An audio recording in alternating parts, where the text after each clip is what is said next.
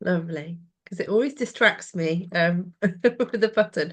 Okay, well, thank you so much for inviting me to talk and present to you this evening. I kind of feel like I'm a little bit out of practice at doing a presentation on Zoom, actually. But it's very nice to have the opportunity to talk to you all with a presentation which I've entitled Farm to Fork. Um, Right, buttons are working good. Excellent.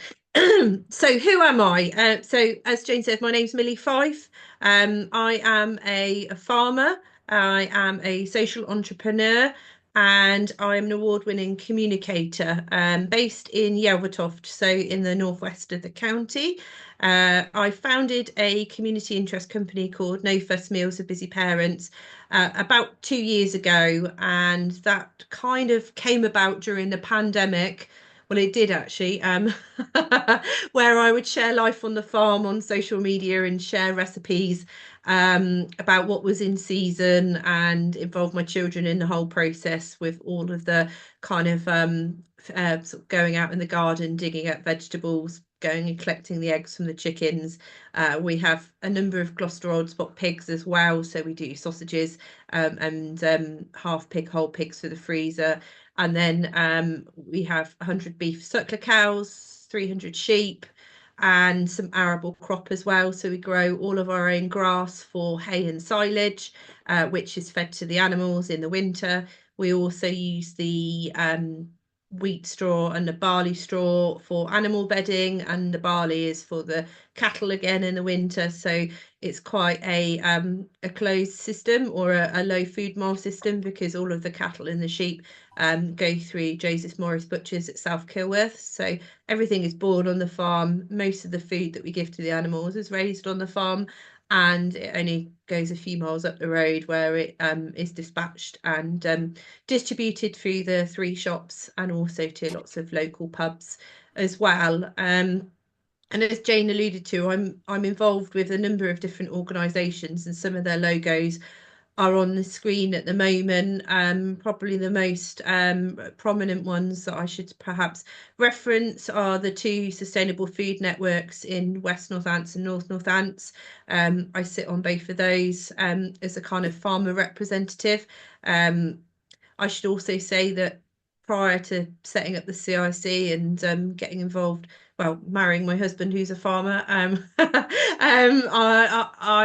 held various leadership roles within agriculture. I was national chairman for Young Farmers about 12 years ago, and it was the Young Farmers organisation that got me hooked on food and farming at a young age, really, and I never looked back. And I've been quite fortunate in recent times to have been recognised and received a few awards, both locally and nationally. So looking at the around the screen, I've got the Northamptonshire Food and Drink Awards, the silver for local food hero, and the Rose of Northamptonshire. That was one that I received late last year.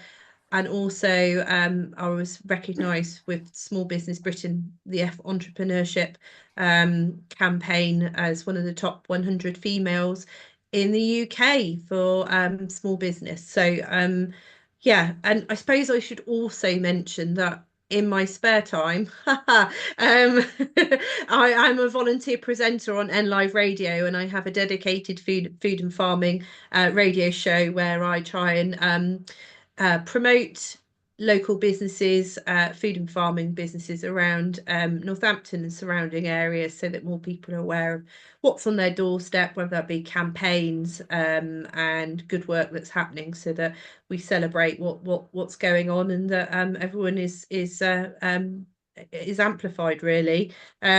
So there are a couple more pictures. That's my eldest Angus in the polytunnel a couple of years ago. It went a bit wild with tomatoes, and some of my pigs. And then there's a family photo there of us on the combine last summer, just before we harvested our barley. So I've just put together a little bit of an agenda of some of the things I thought I would discuss with you this evening, because I thought, talking to West Northants Climate Action Group, these are probably a lot of topics that either ring a lot of bells or you're interested in, or um, what want to do more about or encourage other people to do more about. So kind of part one is understanding what some of the problems I think we face as a society, whether that be from my perspective as a farmer, but also for everybody as consumers of food. And then the sort of second part, sort of looking at some of the solutions. And I'll go on to talk a little bit more about the community interest company that I set up and some of the kind of projects that have come out of the community interest company. But there's some big meaty topics within there, so we've got quite a lot to get through. So I'll try and be as concise as I can, and please, I'm very happy to take questions. Like Jane said, it'd be easy if I could answer them at the end, but if it's very pertinent, and obviously Jane will interject. But I always find when I'm on a flow, I quite like to kind of just have a chat, and then I can fire away with questions at the end. So first question that I thought I'd kind of talk about and explore is, are we food vulnerable? And what do we mean by that? And I've sort of broken this down into three areas, and I've got a few case stories or sort of ideas to sort of set the scene around this. So access being the first one, and by that I mean the ability to physically obtain food influenced by factors such as location, transport, or mobility. And I've got three examples here. Number one is probably one that I know myself, knowing that we no longer have a convenience store in, well, we've got a deli in Yalvatov, but we don't have a post office or general convenience store. But example one, a rural village with no grocery shop or supermarket nearby, where residents must travel miles to access fresh produce. Example two, the elderly individuals or those with disabilities who may struggle to reach shops or farmers markets due to mobility issues or lack of public transport. Again, it's probably more relevant to those in rural areas where public transport is an issue. And also example three, households in urban food deserts, where convenience stores offering processed food rather than fresh, nutritious options are more dominant. So there isn't a kind of there's no fresh food really available to them.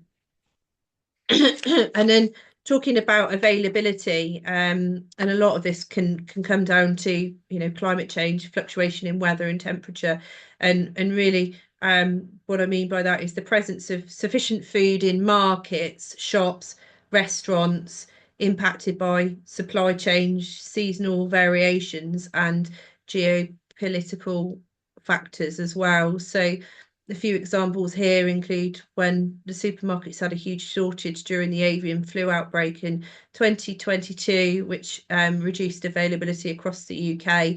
And also, I should also as a interject there, is sometimes shipping in produce that is produced to a much lower standard or not to the same welfare standards or regulation that we adhere to.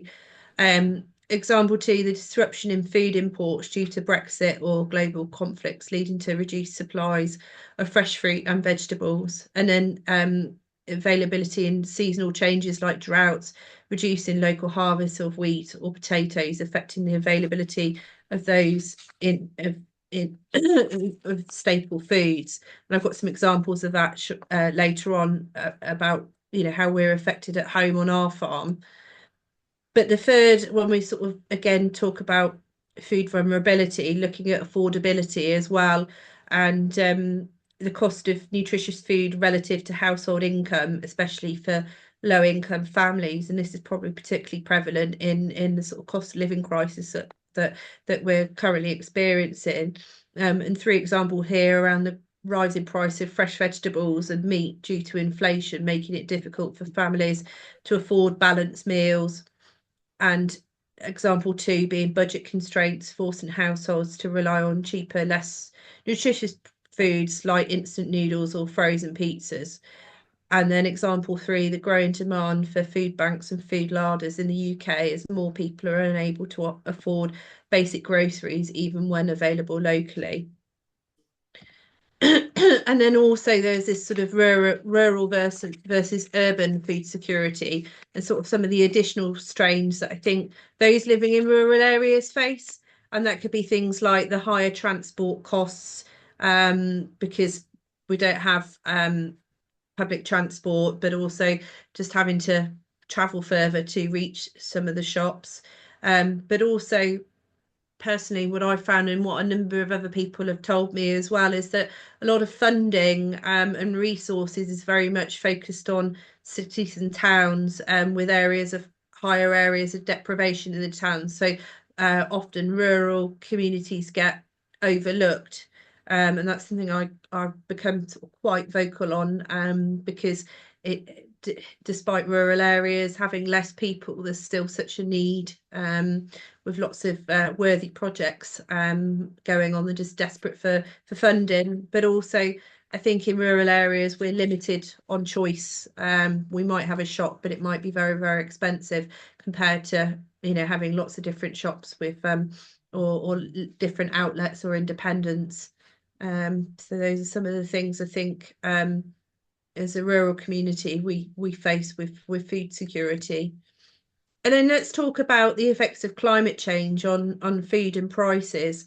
We've got the extremes now of flooding, drought, very unpredictable weather affecting farmers, especially. It's a very high risk business, and very short weather windows in this day and age. It's very frustrating when you're trying to combine your wheat and you've got to make sure that you've got 3 or 4 decent sunny warm days, and they seem to be few and far between, and then it's just go go go when the weather's right, and also the impacts on yields as well. There's part of that is to do with different crop varieties, and now looking at the science to try and improve the yields, but also has reduced availability of staple crops as well. Sort of, I think as a farming community, we're looking at regenerative practices and looking at improving soil quality and trying to balance that out, because I don't know if any of you have seen the film 6 Inches of Soil, but I think more and more people are kind of, especially within the farming community, but also sort of smallholders, allotment holders, we're very conscious about protecting our soil and improving it as much as possible. But also, with climate change, we're sort of looking at the energy and transport costs, and also considering the miles travelled of our food as well, looking at how we can reduce that really.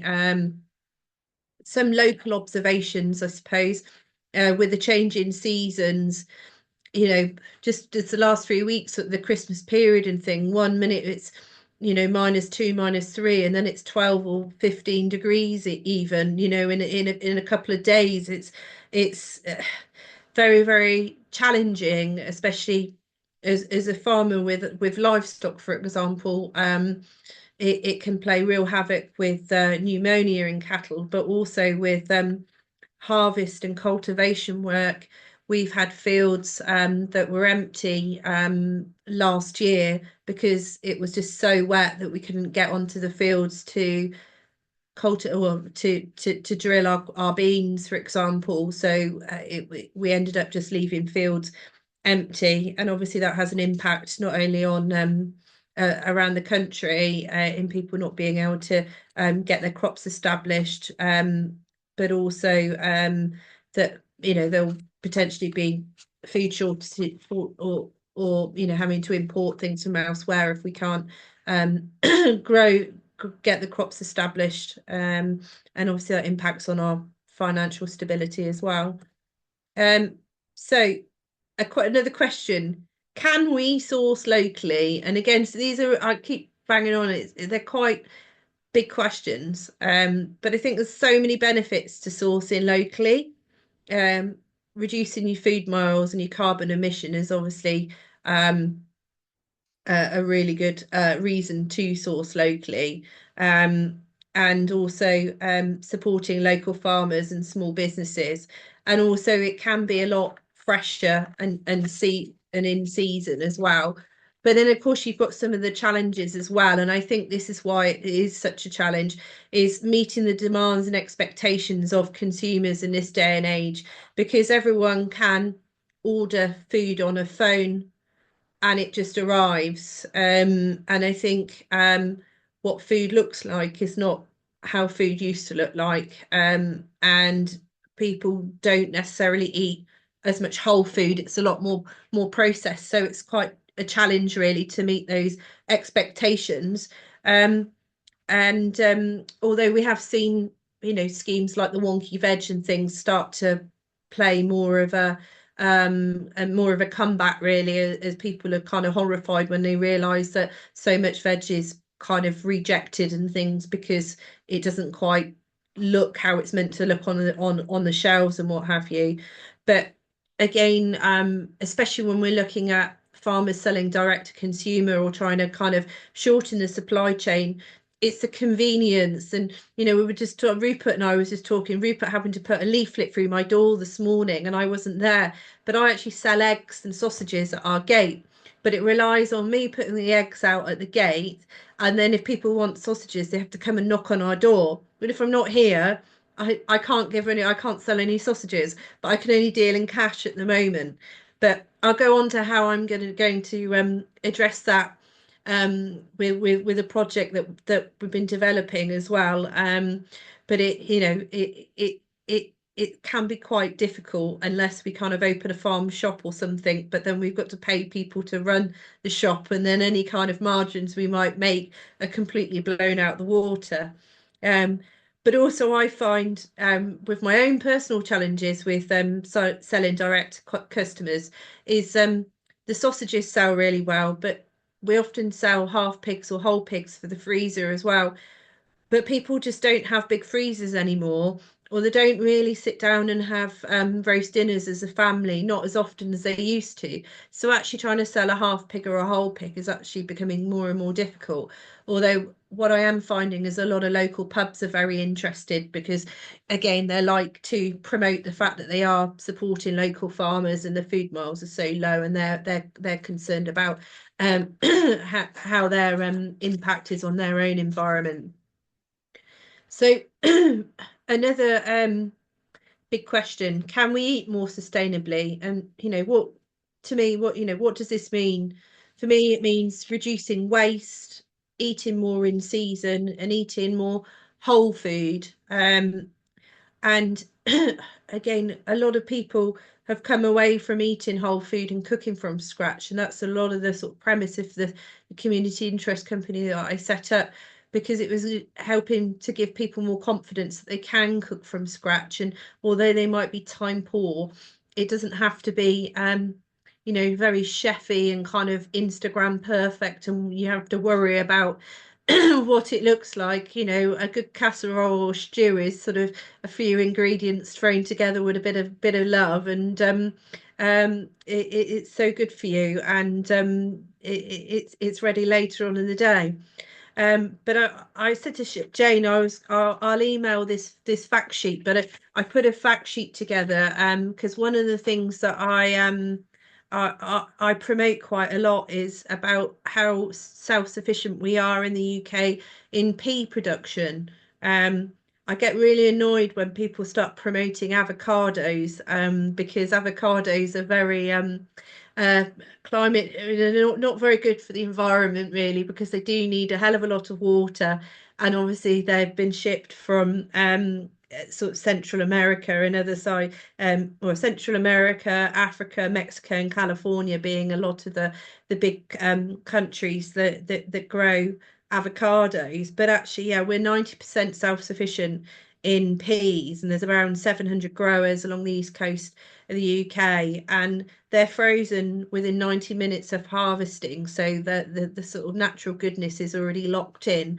And so I encourage you to try, if you're a fan of avocado on toast or something like that, try smashed peas instead, because for the environment they haven't travelled very far at all, and they're a lot more nutritious for you as well. And a few facts being that peas contain 29 times less saturated fat, and 141% more iron and 355% more vitamin C. So peas are the ultimate superfood in my mind. So if I can get more people eating peas, and of course, because they're frozen pretty much as soon as they come out of the factory, out of the field to the factory, there's less waste as well. And we all know that when we use frozen peas, we only use what we need. Whereas if you've got a lot of fresh veg and you might not use it straight away, by the time you get to that bit of cauliflower that you've been meaning to use and it's sort of a bit limp at the back of your fridge or something, it's not as good for you, is it? So I'm a big fan of peas. Um, so where am I? So what was I? Oh, I've jumped a bit. But anyway, I'll go back. Some examples of can we eat more sustainably? Just thinking more of a whole diet with eating lots of different fruit, vegetables, pulses, nuts, and local meats. And also, I'm a big fan of preserving, pickling, and freezing because again, then you can prolong the life of lots of things that you might have grown in the garden or foraged or scrumped. But also reducing the food waste at home, and only buying what you need and making meals stretch rather than having to kind of well, I'm sure everyone on this call doesn't throw food away, but I know there is a lot of food waste. With so it's quite frightening, really. But yeah, the next question I want to know who answers: do we know how to cook anymore? And there has been a huge decline in cooking skills, and that's partly to do with the fact that we have convenience food and microwave ready meals. And there's also a knowledge gap in the younger generation because food science is if it's taught in school at all, it's not really the food science that was taught 10, 20, 30, 40 years ago. It's very much assemble a meal, not cook a meal from scratch. And there is an over reliance on eating out and over ordering on apps. It's just so convenient that actually cooking has, the skill of cooking is just not as high up. But also, what's really worrying are the health implications. And I read quite a lot of the studies and the health questionnaires and surveys that come out related to diet related illnesses around diabetes and heart disease, which is obviously putting a lot of pressure on our NHS. And what really frightens me and is one of the motivators or kind of the vision for the CIC is because 1 in 6 children start school obese, and then by secondary school that jumps to about 1 in 4 children. And that's just really quite scary, that is the situation that we find ourselves in, and things need to change. So let's look at some practical solutions. Obviously, growing your own food is a big part of reducing your reliance on ultra processed food and being more food secure. I'm very green fingered, and I have been since I was a child, and I find it very, very rewarding. And I work quite closely with our village preschool and our primary school as a Grow Cook Eat ambassador, to help manage the gardens at the school to help more children appreciate and understand how you can get growing.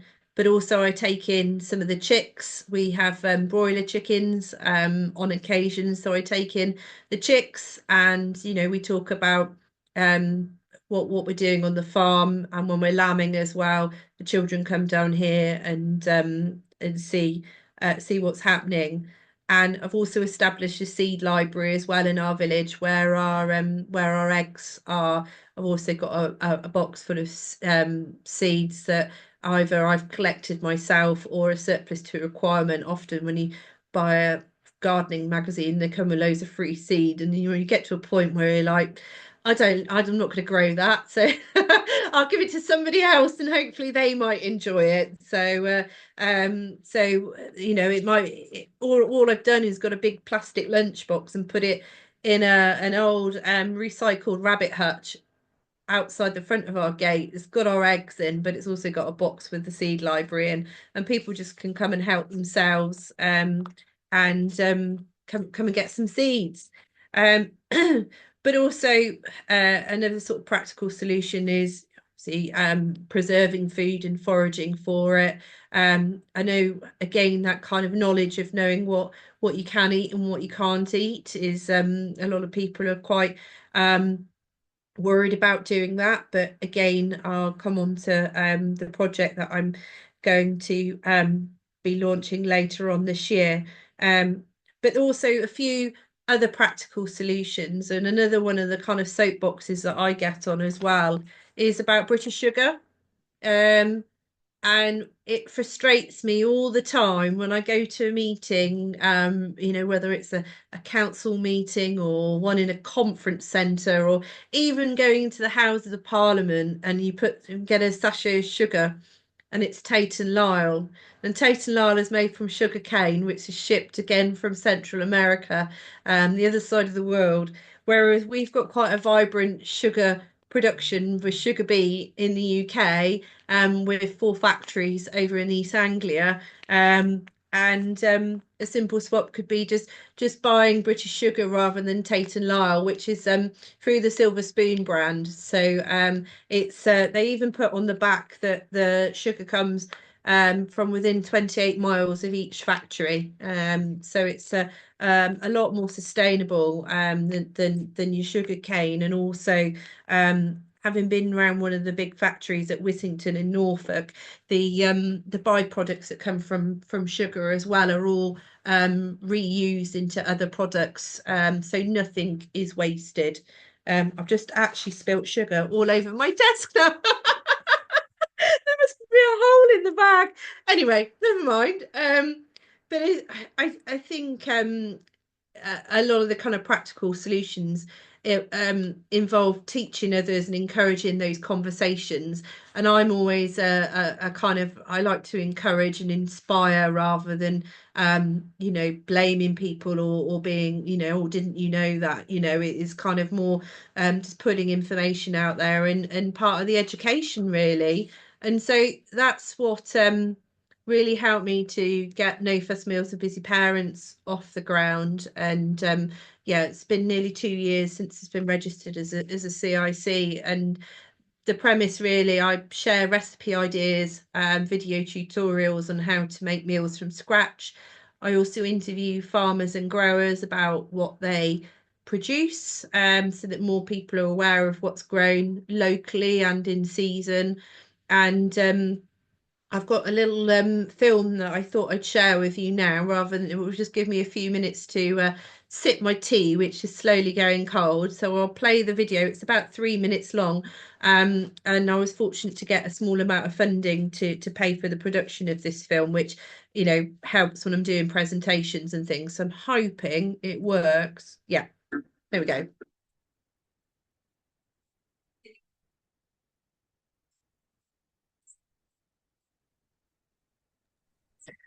I don't think we can hear it. Oh, okay. Sorry. I did wonder. If that was going to be the case. Right. I wonder if I turn my mic. Why won't you be able to hear it? Um, I wonder when I'm doing Zoom. Hold on. Do I have to do video settings and or audio? Um, I don't know what I don't know what I need to do. Oh, that's annoying. Shall I We've had t it before where people have played videos in. Oh, could you? Was it just me? Maria says she could hear it. Was it just me that couldn't hear it then? um da, Perhaps da. try again. Maybe it was just me. No, I couldn't hear. Oh, okay. Hmm. Um, Yes, I couldn't hear either. Okay, all right.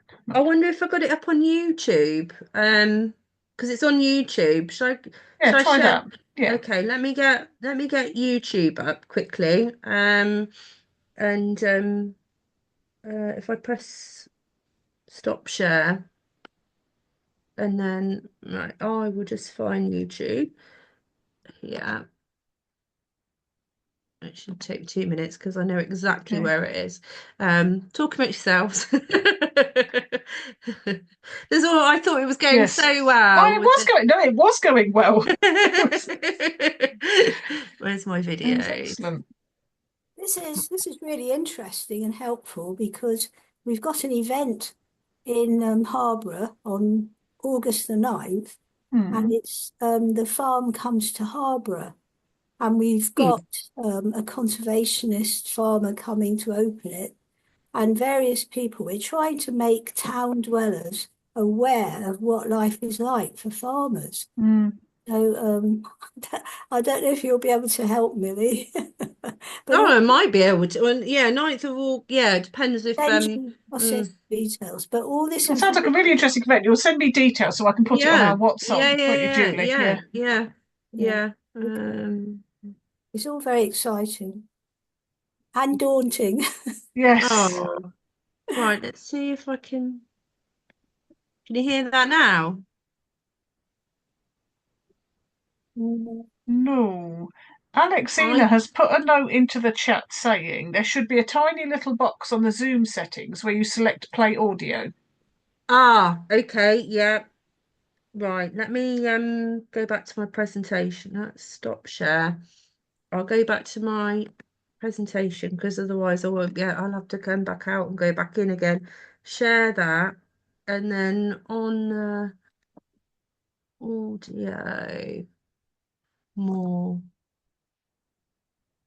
Share computer sound. Ah, there you go. That sounds like it, doesn't it? Did that? Yay! Hello, Excellent. I'm Millie Yes. Fyfe and I'm the founder of No Fuss Meals for Busy Parents, which is a community. Oh, there we go. Big screen. Hello, I'm Millie Fyfe and I'm the founder of No Fuss Meals for Busy Parents, which is a community interest company that provides a connection between food produced in the UK and how to make tasty meals from scratch using seasonal ingredients. During the pandemic, I created the blog No Fuss Meals for Busy Parents, where I'd share life on the farm, growing and producing food in our kitchen garden and rearing our livestock, together with my 2 children. I'd get them involved with the whole process, from growing things in the kitchen garden to bringing everything into the kitchen and cooking lovely, nutritious meals from scratch. Quite quickly, there was a lot of interest on social media, and so I would then create more content and interview farmers and food producers about what they grew and produced as well, to share it to a wider world. I really enjoy watching cookery programmes on the TV, but I don't find them very accessible. Often the ingredients that you use are very expensive and I don't have them in my cupboard. And actually, when you've got kids around your ankles, how on earth are you going to be able to prepare a meal from scratch? So the recipes that I produce are easy to follow, they're simple, and they're no fuss ingredients that you can have the confidence to cook at home too. I create content for social media, for Instagram, Facebook, for our website, which is www.nofussmealsforbusyparents.com, and also on a podcast called The Countryside Kitchen Meets. The content features recipe ideas, seasonal ingredients, and a spotlight on UK farmers and food producers. So what is the impact of the Community Interest Company? Well, I'm hoping you'll have a lot more confidence in your abilities in being able to cook a meal from scratch using simple ingredients. And you'll also be supporting local businesses too by buying British and shopping locally. Hi Millie, I just wanted to send you a little message to say how much I love what you're doing. I'm a busy working mum and I love your recipes. They really are as easy as you say they are. Thank you very much to Millie for being the vital link of food produced on family farms like ours to the end product on your plate that you can all enjoy. She's doing a fantastic job and just making it so simple. Just wanted to say Millie does a great job connecting consumers with where the food comes from. The no fuss meals for busy parents, I find that really useful. So yeah, she does a great job just showcasing what's in season at what time of year, how we can put those things together, make a tasty meal in a little amount of time.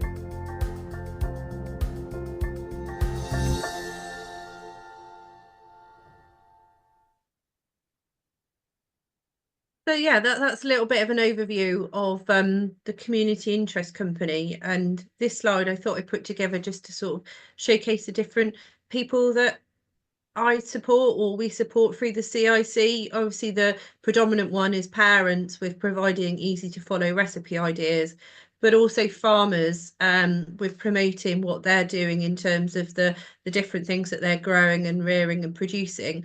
And I'm not sure how many of you are aware, but within the farming community, there's actually quite a mental health crisis. There's a lot of poor mental health within farming, and so really being able to shine a light on the good work that's happening and try and encourage more people to buy British farming and shop locally indirectly does help to obviously improve morale within the farming community. And then schools and organisations, I'm through the CIC, as I alluded to earlier in my presentation, that I connect with schools and organisations such as Beavers, Scouts, Brownies, who have come to the farm and I've run various sessions with, and also corporate businesses as well, with providing them with employee wellness days. And one of the things that I have, I think it's my next slide or the one after, let me see. Yeah, so through the Grow Cook Eat project, I was actually able to get some funding for a smoothie bike.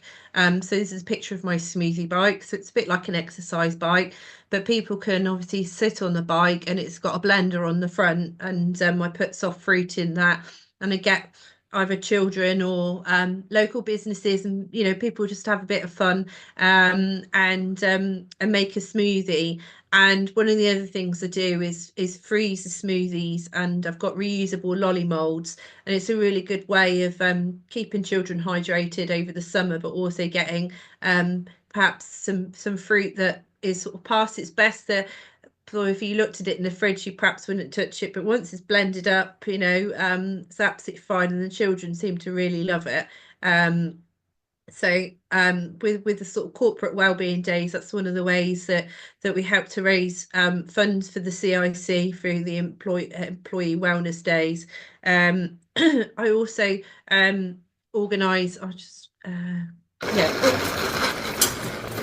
That's another picture of the smoothie bite there. There's some of the squirrels club there, and then when I did a corporate day in Northampton, and then yeah.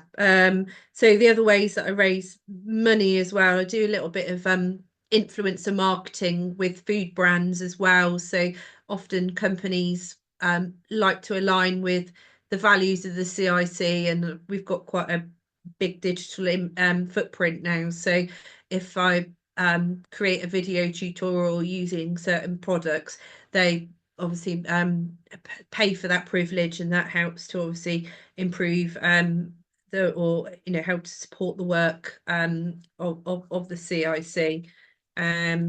So the future projects.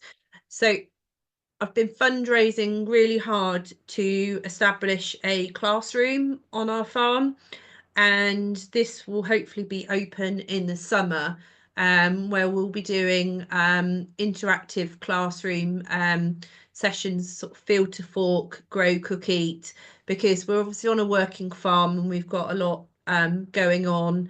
I'm just about to take part in my educational training so that I'm fully compliant and all those sorts of things as well. But I've been spending a lot of time, obviously, now getting the facility kind of open, and I'm working, just trying to get the electrics and water sorted, and working with builders to make it the kind of accessible and welcoming environment that I'd like it to be.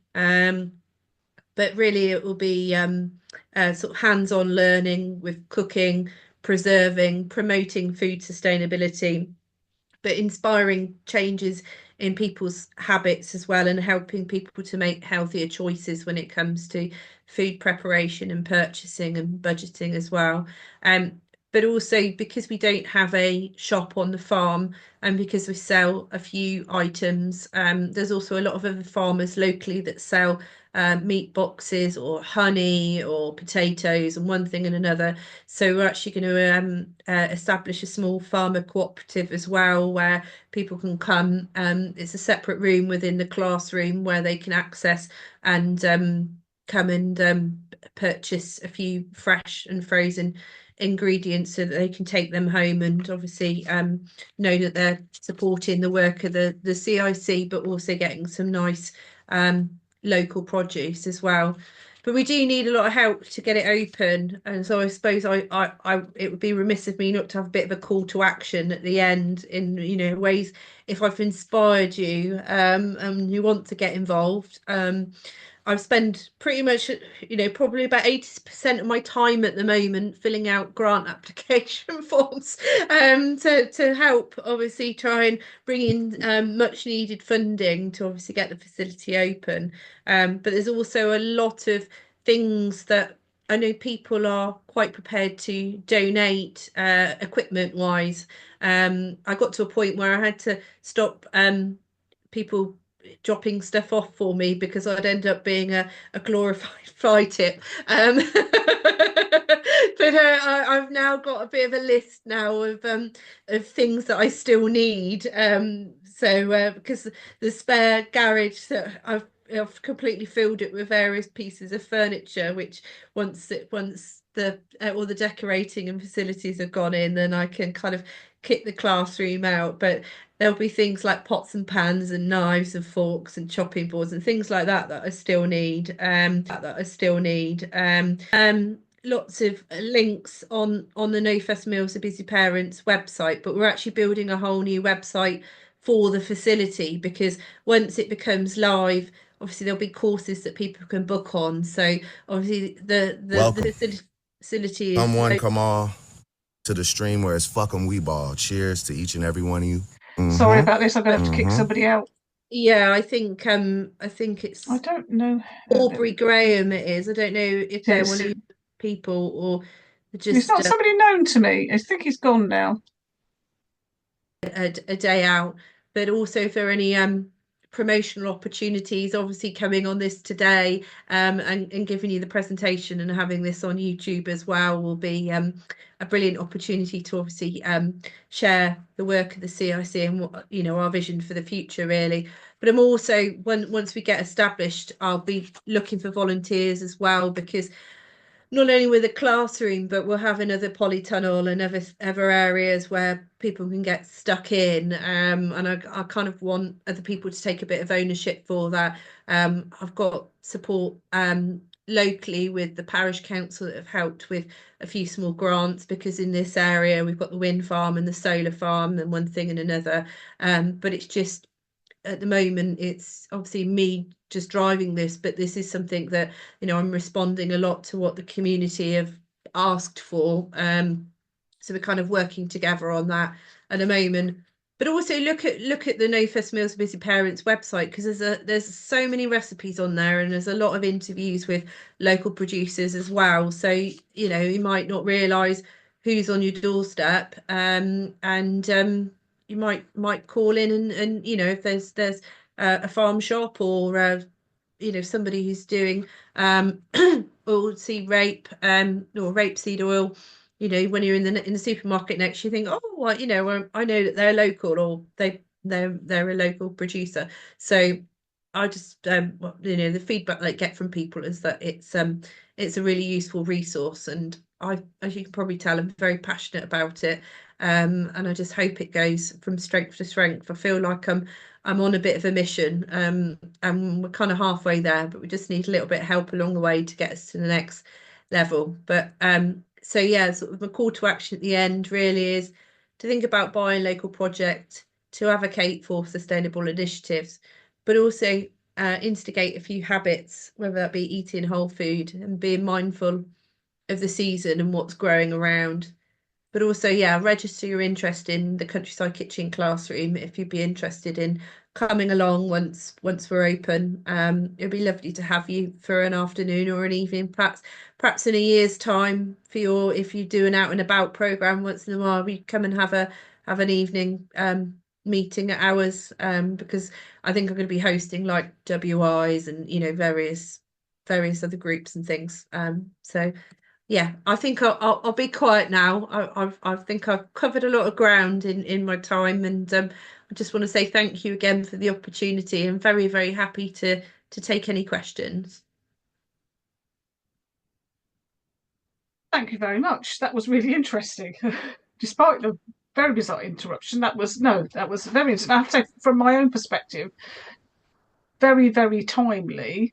I'm slightly reluctant to admit this person, because I've just finished reading a book about ultra-processed food, and it's absolutely terrifying, the number of health problems that it causes. So the more that we can eat whole foods, the better, I think. We have got a couple of questions. Do you want to stop sharing, Millie, and then we can see? Yeah, sure. Yeah, sorry, yeah, exactly. Yeah, those are all my contact details anyway, but I know you're going to share. I'll send you the presentation. Yeah. So we'll just go through. So David Guy has asked a question. Whether you can see any prospect that West Northants could start an agroforestry project or an agrivoltaic project in our area. Oh, that's a challenging question to start off with, David.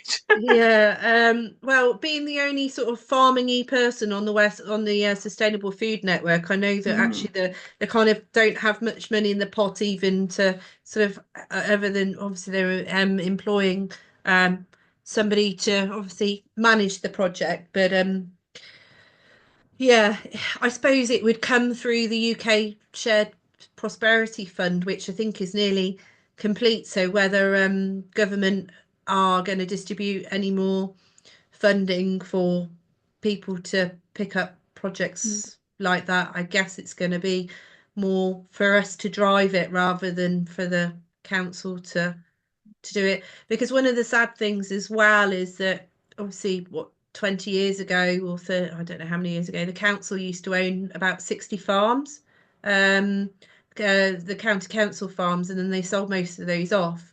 I think I'm not even sure if they own any anymore, or they might own two. I think someone told me, but I mean, that would probably be the place where they would have been able to run those sorts of projects. So yeah. Thank you.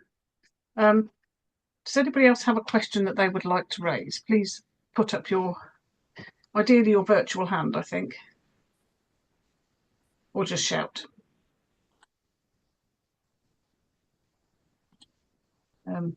Yeah. David. Oh, I think you're on mute, David.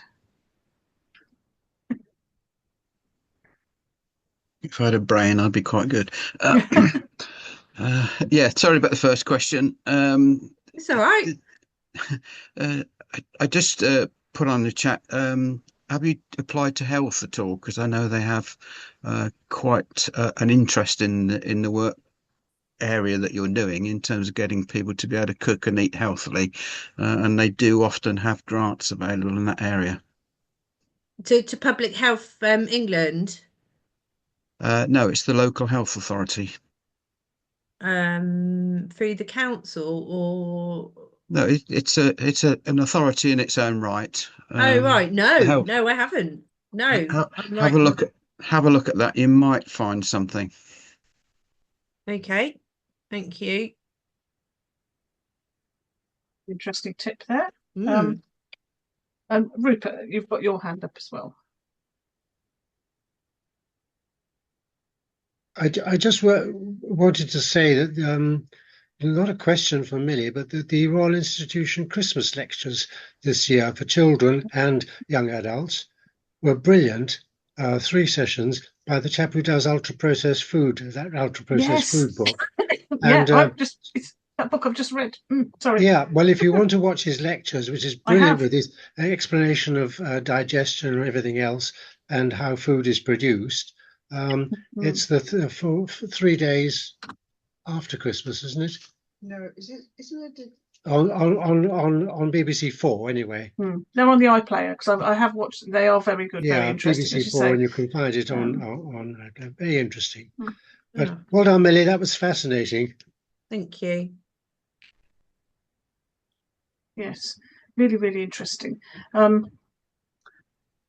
So some of the I think it's really useful that you're sort of doing this educational purpose, because I think from a climate change perspective, obviously farming is the source of an awful lot of emissions. And I think perhaps there isn't always an understanding amongst people who think that farming should reduce its emissions as to how difficult that might be to do. And for example, because you talked a bit about, regenerative farming, and I think a number of us have seen the 6 inches of soil film, which is very, very good. But people will often look quite negatively upon use of chemicals such as nitrates and phosphates on farms. And I don't know whether that's something that you've looked at on yours and are trying to reduce, or can explain why it is that it isn't possible to just sort of instantly remove them altogether.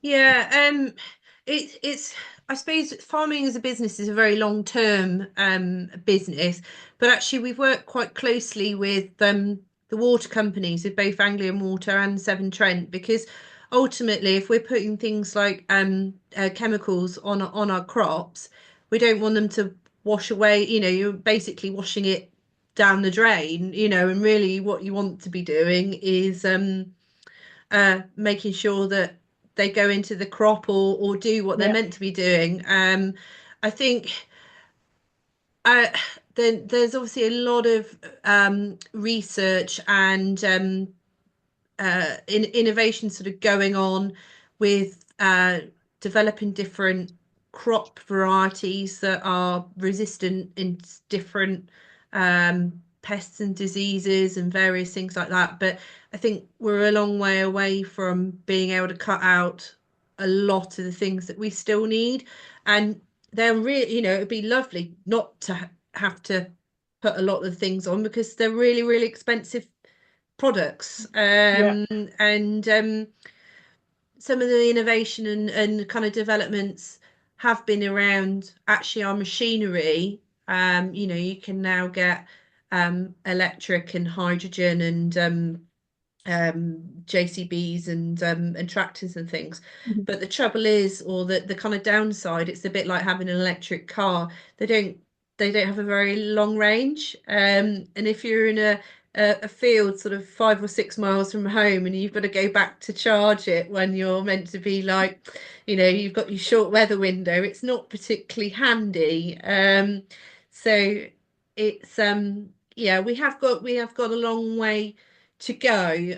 I think sometimes agriculture gets blamed for a lot of things, and there's a lot of more pollutant industries. So, aviation, for example, like, I think we can be the easy guys to kind of point the finger at when then, especially some of these multi-billionaires that have got several private planes. And I watched I don't know if anyone watched it over Christmas. It was on the BBC again, and it was about a year from space, it was called. And it was kind of like going through all the life events that and the disasters and the weather events and things.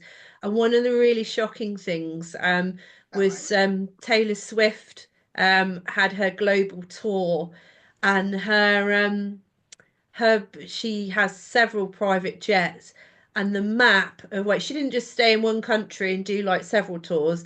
She went from like New York to Madrid and then back to South America, and then she went, it was zigzaggy here. And there was a statement at the end to say that to improve obviously her carbon, or to improve her impact, she obviously donated a lot to conservation and tree organizations, or it was something like that. And I just thought, oh, okay, that's to me it's not great, really. There could have been a bit better transport planning, let's say, which would have been a better.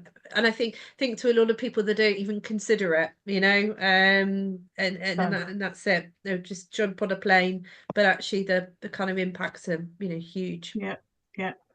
No, I agree. And I think as a species, we've got a long way to go in terms of reducing our carbon footprint. From a climate perspective, we're halfway through what's supposed to be a critical decade, and we really don't seem to be making much inroads into cutting our emissions globally. What you said about the sugar was actually really interesting because I hope fairly conscious about where food comes from. It had never occurred to me that there are two different types of sugar, one of which has got a much higher carbon footprint than the other. Well, certainly has travelled a lot further. So that's a really interesting point that I think we can share with people. Rupert. Sorry, I've got another point, but the leaflet I was putting round to you today, Millie, had a bit about the food bins on it. Oh yes, I saw and that. waste. Yeah, and it strikes me that they're not getting it right. And I'll have to tell people about this.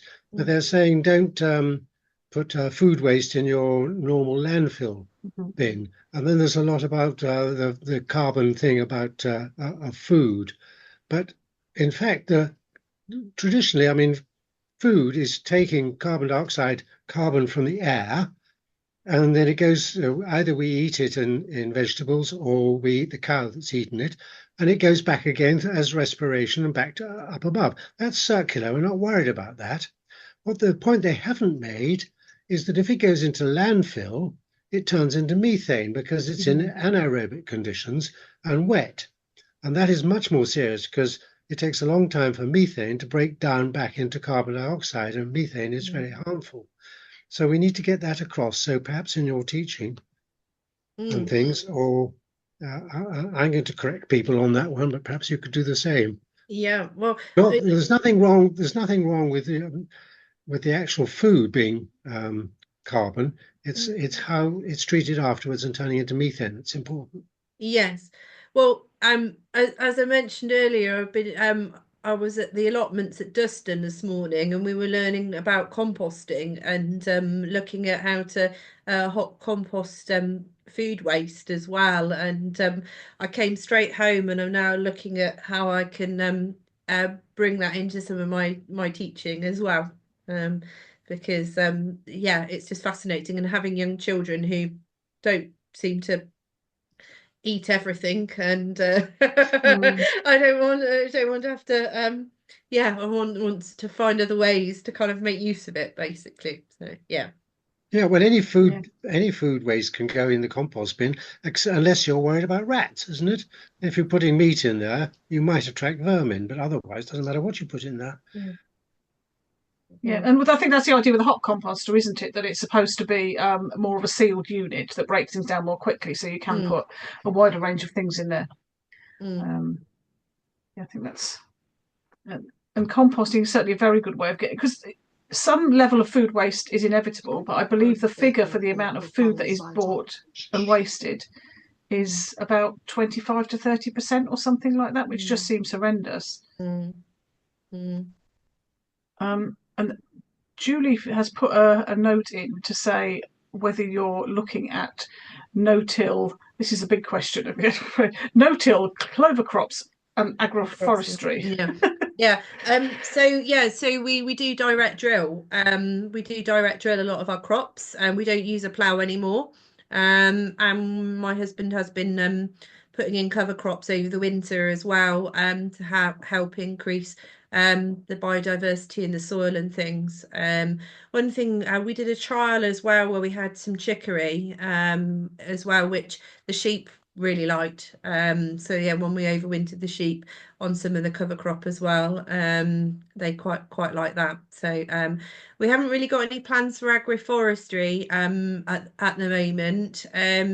It's funny because I interviewed a Welsh farmer on my podcast because it's been quite controversial, agroforestry in Wales, because it has, hasn't it? Yeah, because the Welsh government made it, well, they were going to try and put a policy through that all farms had to put at least 10% into agroforestry, and I think there's been a lot of uproar about that. But we do plant new trees in the hedgerows every year, and we hedge lay as well, and we try and obviously improve our biodiversity, and we have strips and things with wildflower meadow flower strips and things like that. We're quite lucky here actually where we are, because we've got the Grand Union Canal through that goes through the farm as well, and although we don't have any wooded area ourselves, the farm wraps around a pocket of forest, which is, well, it's not really, it's a little wood, isn't it,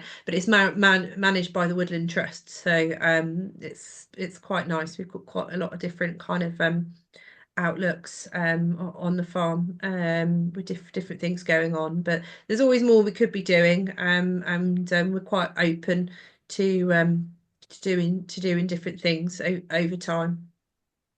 Can you see a difference in the quality of the soil? There are more worms. Have you measured the bacteria? No, we haven't had. No, we haven't. I suppose it's something, it's funny actually that you say that, because I've been to presentations and talks at like demonstration farms, and they've done exactly that, where they've dug a profile pit and we've had a look, and I spoke to somebody the other week that was on a county council farm down in Hampshire, and he took over from someone that had only been grazing horses on the land, and he put lots of pigs on it, and he said that the amount of worms that are now there, because the pigs obviously dig up and root around, whereas the horses just compacted the soil. So I found that quite interesting. But no, we haven't had any kind of testing as such. But I suppose the only testing we've had is when we've had like the agronomists come round and test a different like pH in the soil and make sure we've got enough lime and that sort of thing, and advise us that way. So yeah, pigs are natural farmers. Yeah. Seen the chat. Yes. Thank you. I think we probably need to wrap up because it's very nearly 9 o'clock. What I did want to say is that I think the idea of having a bit of a corn outing to one of your evening events when you've got your classroom up and running is an excellent one. I think we very much like to do that. So yeah, we'll look forward to that at some point in the future. We do like to have the occasional field trip to different places, so that would be really nice. No, I'd love to have you. Just one last chance. If anybody's got any questions to ask, Millie will be sharing her slides, so we can put those out after the meeting as usual. And as we know, the meeting's been recorded. I'll try and cut out the bit in the middle. The meeting's been recorded, so we'll put that up on YouTube soon. And thank you very much, Millie. That's been really, really interesting. And it's really good to know that there's such a positive initiative happening sort of right on our doorsteps, really. Really well done for setting up your company and for all the work that's being done on your farm. And I hope that many of us will be able to come and buy your eggs and sausages. Brilliant. Thank you. Well, no, thank you so much for having me. Thank you. Yeah, I look forward to catching up with you all again soon. But yeah, if you're on social media, or check out my website as well, give us a follow, and once we've got our website for the classroom up and running, we'll register your interest as well, because that also helps when I'm going for future funding. Well, what's the need, and I can go, it's huge. All of these people. It's huge. Yeah. I think the thing is, there are so many people who want to do the right thing, and they just need to understand how to do it. Yeah, it's so important. I have just got a couple of sort of little notices to mention about what Corn is up to. You're very welcome to hang around for that, Millie, or I'll be interested. But we will literally be just a couple of minutes. So,